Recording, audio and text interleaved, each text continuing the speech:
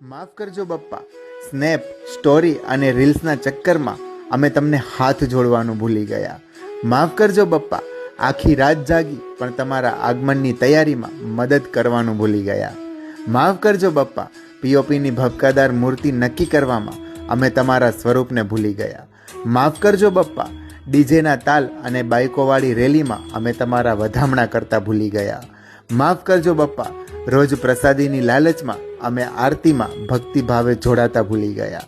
માફ કરજો બપ્પા, અમે ખોટી કારણ વગરની ઠીઠા મસ્તીમાં તમારા મંડપમાં તમને જ ભૂલી ગયા.